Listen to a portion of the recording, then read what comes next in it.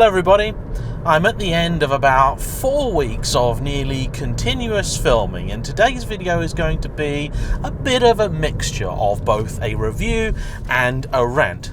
You see, I'm spending all of this week with Kia's new E-Niro. It's very likely that you may not have heard of the E-Niro. However, please do believe me when I tell you that this is one of the most important cars on the market right now. This car is right up there with the Tesla Model 3 in terms of being one of the cars that is going to really popularize the electric car. This is designed to be one of the cars that you can buy, own, and run without the compromise often associated with electric cars. Kia's first electric vehicle that I drove was the Soul EV.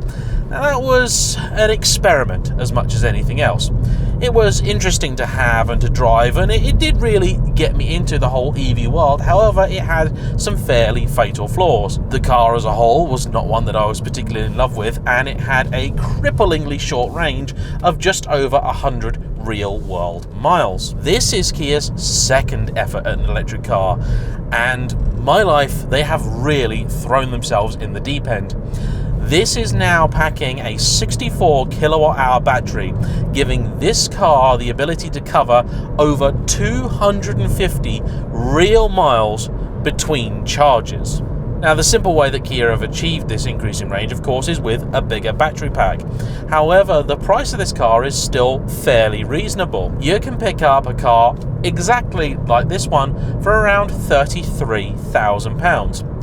Whilst that may not be a cheap car in the eyes of many, for an electric car it really is, and it means that if you're the sort of person that could afford a Golf, you could now afford one of these. As promised, today I'm going to take a look not only at this car but also the state of EVs in general, because as a fervent petrol head but also someone that appreciates new technology, I think there's an awful lot of misinformation on both sides, and I really want to try and do my best to counter some of the things that I keep hearing. One of the big problems that manufacturers had in recent times was the range of their cars. Indeed, whenever you talk to someone and they find out that you're driving an electric car, the first question that they ask is always, what's the range? It's a very odd question because I can't really remember that being something that people asked me when I had combustion engine vehicles. And the truth of the matter is that I've had a few petrol engine cars that would struggle to match the range of this thing on a full charge. I've not actually yet had this car on a full charge, and that's something that I will get into soon, but I have done just over 200 miles in one stint with it, and I'm now currently driving up in Scotland, where I drove this car from basically southern Suffolk. I did 450 miles in one day in this car, so it is very much achievable. Now, it wasn't the easiest task, and of course it wasn't as simple as doing it in a combustion engine car, and it involved a little bit of faff trying to find charging points, but I did plan ahead, and for the most part things went fairly smoothly. Charging EVs is the first point that I want to address. There are a lot of people that are still in the old-fashioned combustion engine mindset when it comes to charging cars. They see charging cars as an activity in of itself. And yes, if you're going to do a large journey like the one that I did, you are almost certainly going to have to plan a stop as part of that journey. The reality, though, I think, is that after you've covered about 250 miles in one of these, you do want to stop for a little bit. Getting to 80% takes you about an hour from a 50 kilowatt charger, and that will deliver you over about 210 miles worth of real world range. Faster chargers do exist, and I believe this car is capable of handling anything up to about 100 kilowatt, which will give you more or less the same charge in about half the time. Getting from 80 to 100% takes a little bit longer due to the nature of battery packs. This isn't the best car in the world to do big miles in, and I'll get more onto reasons for that in a little while. However, it can certainly be done. The reality for most, I think, is that in day-to-day usage, you simply try and incorporate charging into whatever it is that you're doing. So if you're going to go to the office, the idea is that there will be charging points there. When you go home, if you have the luxury of a driveway, you'll be able to charge your car there. When you go to the shops, you'll park somewhere where there is a charging point and you'll charge your car there. So unlike the kind of fossil fuel mentality where you sort of drain the car, then fill it all the way up and drain it and so on, you're just kind of nibbling as it were. You're just grazing. You're always just giving the car 10 minutes here, half an hour there, 45 minutes here, 5 minutes there. This morning, for doing this review, I wanted to give the car a bit of a zap, so I sat in the car park for 15 minutes, gave the car a charge, and that gave me a good 40 miles worth of range, which is what I need to do the talky bit today. As seems traditional with many electric cars, this car is actually quite a good performer for its stats. The engine officially puts out about 200 horsepower. I see a lot of people talking about EVs as having instant torque, and that is technically true. However, anyone that's tried to get off the line with one of these things will know that the first sort of couple of seconds, they don't really sort of shoot away. They pick up and then they really go. And when this thing is at sort of 50 or 60 mile an hour, like it currently is, you put your foot down and you're rewarded with, well, quite healthy acceleration. Perhaps part of it is a placebo effect, because there is no engine sound, no gearbox whine, nothing of the sort to accompany your increasing speed, just this kind of weird space-age sensation. The car is not silent. People talk about electric cars like they make no noise at all. This does make a noise. It's a weird jet engine-y kind of sound. It's very odd indeed, but it isn't silent. That range issue, I think, is something that manufacturers kind of got a bit screwed over with, and it wasn't their fault at all. So many of the previous generations of these cars had claims made for them that were just entirely unrealistic. The previous Kia EV was one of those. They said on their website that it would do something like 180 miles, but the car itself never claimed it had any more than about 110 in the tank. The reason for that is the fact that the old NEDC driving cycle was just totally unsuited to testing electric cars in a realistic manner. And manufacturers didn't have a choice about the test cycle. They all got subjected to the same test, so it isn't their fault that that test unfortunately produced unrealistic results. And one of the reasons it produces unrealistic results is because of the way that EVs work. They're a little bit different to regular combustion engine vehicles.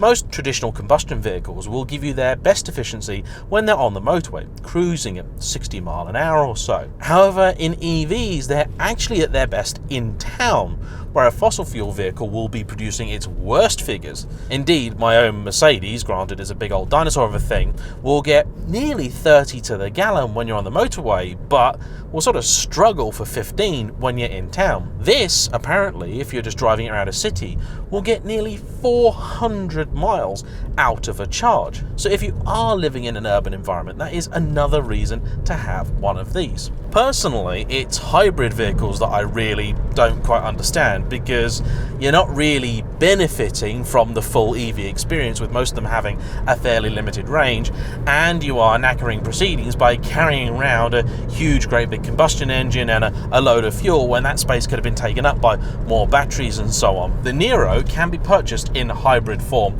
but for me it was only ever the electric one that interested. Driving along these kind of tight twisty roads, it's actually quite a bit of fun. However, I can say that when you start to press on, it all does start to fall apart a little bit. And now that's probably me being a little bit harsh on the car, because it actually performs very well indeed. However, it's got tyres designed for economy, not performance on it, and it's still a reasonably tall, reasonably large vehicle. One of the issues I have with this car is that compared to many other Kias of its price point that I've driven, it is missing a few rather nice features. Indeed, if you buy a Kia Optima or something like that, which costs the same, you get extra things like memory seats, cooled seats, just a generally nicer feeling interior. Obviously, Kia are doing their absolute best to try and make this still feel like an upmarket product, and generally I say they are succeeding. It's going to be a little while before EVs can compete on a sort of purchase price level with regular combustion vehicles, but if you are looking at owning a vehicle over a long time period and, you know, putting a lot of miles on it, then they do make some financial sense, if you can charge them reasonably. And this is my biggest current issue, and this, I think, is the real stopping point. This is the crux of the video. This is the real problem behind EVs. I think people on the whole are fairly predictable. The vast majority of them are not going to buy EVs for any sort of pretension of saving the planet. Most people are going to buy them to save money, whether it's on the congestion charge in central London, whether it's on your fuel bill, your road fund license, whatever. People will buy these because they think they are cheaper. That is why cars like this one are so important. Yeah, the Tesla Model S is great and fantastic, and regardless of what I think about the Tesla company, its products and the things that they have done have been genuinely world-changing, and I think they've been a really important company in terms of shaking up the status quo. Now, however, we are facing a future where you can purchase your EV from any number of different manufacturers.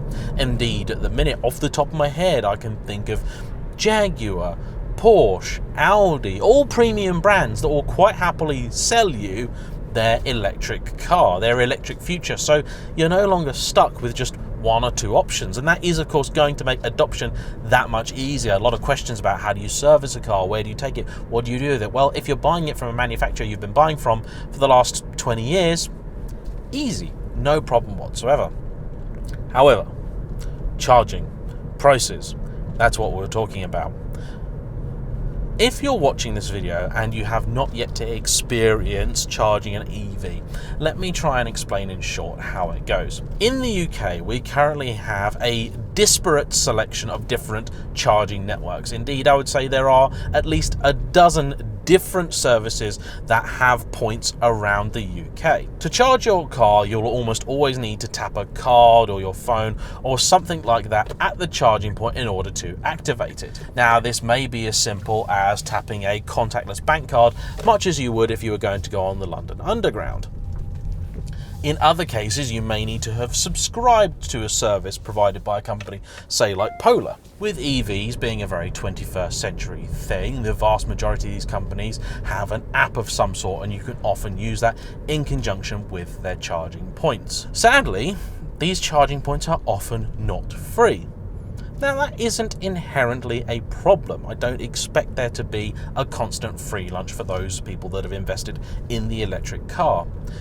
However, the discrepancy in prices between charging points is currently what is absolutely, completely unacceptable. In this vehicle, I have so far covered in excess of 700 miles. And for that, I have paid £8. There was only one charging point which I used, which charged, and all of the others that I've used so far have been free. However, that is not the case everywhere. Electricity prices are often charged in kilowatt hours. And if you imagine that this car has a capacity of 64 kilowatt hours for about 250 miles, that will allow you to do the maths and work out how many miles you're getting per pound. And that means you can then start to draw meaningful comparisons with fossil fuel vehicles. The Polar charging point that I used last cost me around about £8, and by my maths I reckon that I was spending only about a third as what I would have been with a reasonably economical petrol or diesel vehicle doing about 45 miles to the gallon. 45 miles to the gallon is a very nice, easy sum to do, because that means that for every sort of 1 litre of fuel you are doing about 10 miles. There is a network in the UK called Ecotricity. They are the people that have the majority of the charging points at motorway service stations. They are an incredibly important place for electric car users. If you're going to do any form of long journey, they are going to be the convenient, easy to access point. Sadly, they currently charge 39 pence per kilowatt hour for their electricity. By my maths, that means that you are in fact spending exactly the same as if you were running said hypothetical petrol or diesel vehicle. Bearing in mind that I bought my previous Alfa Romeo 147 for the sum of £2,000, if you were stuck with using points that charge that much, it makes absolutely no sense whatsoever to go for an electric car, because you are simply adding inconvenience to your journey. You are not saving anything. Nothing at all. And I'm not going to get into the whole debate about, how good electric cars really are for the planet or any of that sort of stuff.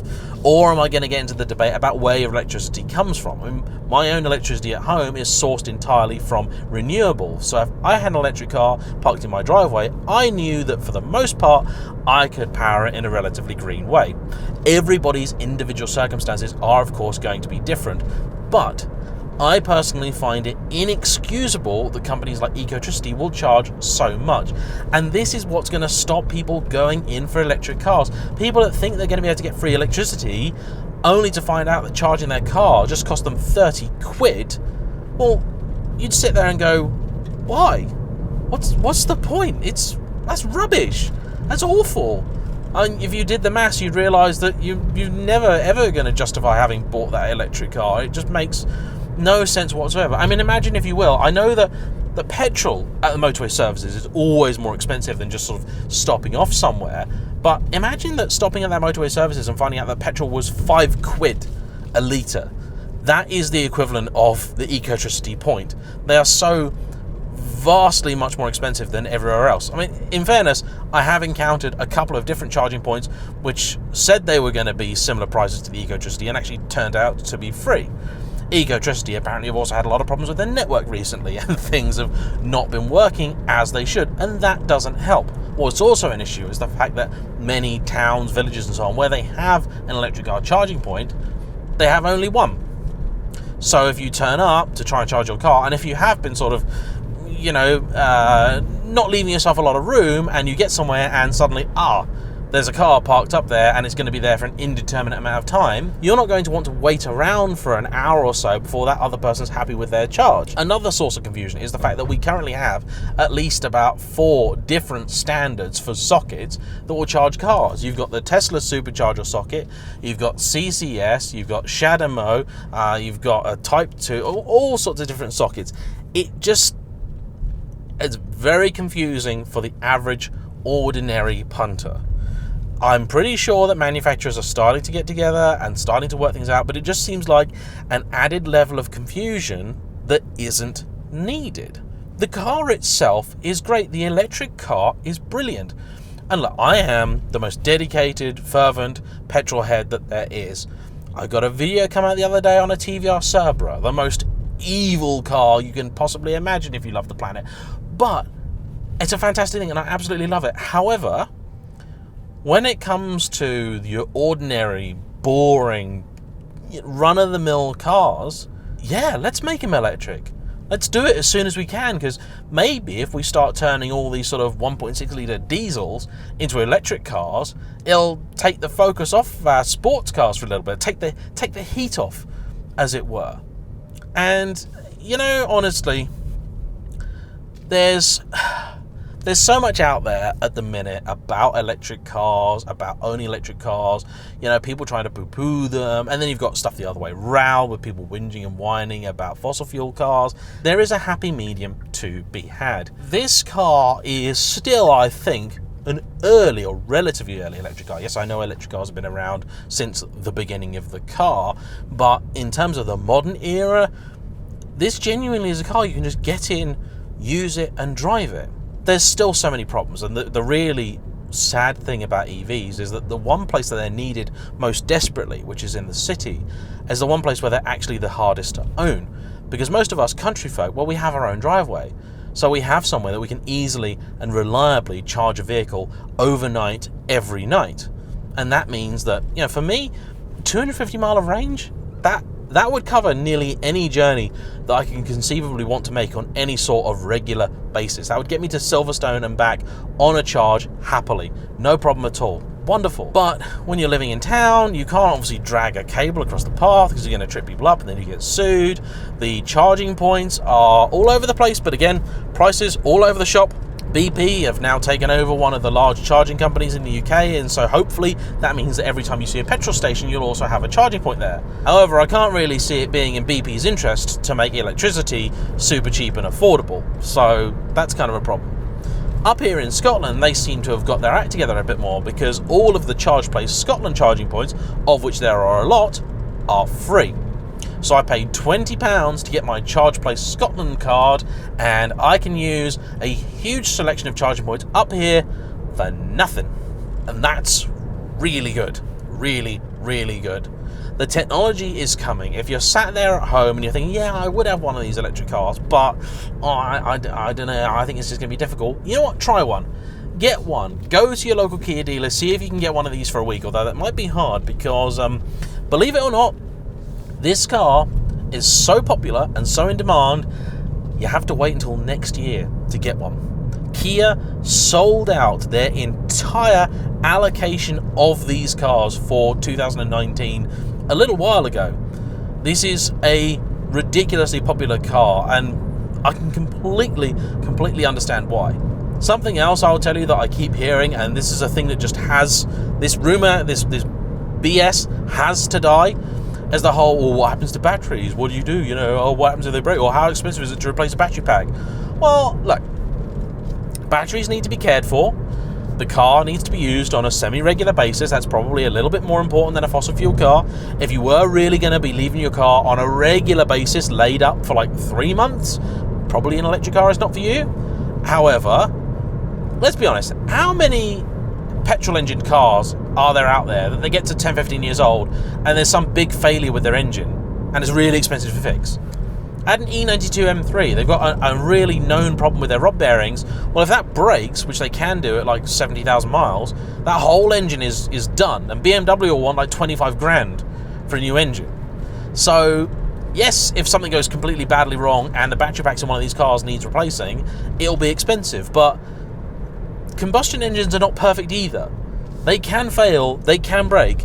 If they are properly looked after, they will go a long time. Same thing for these battery packs. If they are properly looked after, they will go a long time. And nearly all of the manufacturers of EVs at present will have a separate and often quite long warranty on the battery pack too, which means that you can buy one of these that's still a little bit older and you're still covered in case that sort of thing goes wrong. Manufacturers are doing what they can to make these things more appealing. And honestly, the last Kia that I had was a 1.4 turbo petrol, and as a thing to drive from an engine perspective, this is way better, way nicer. This is a good car. It's flawed, it's not perfect, but the last one was not a good car.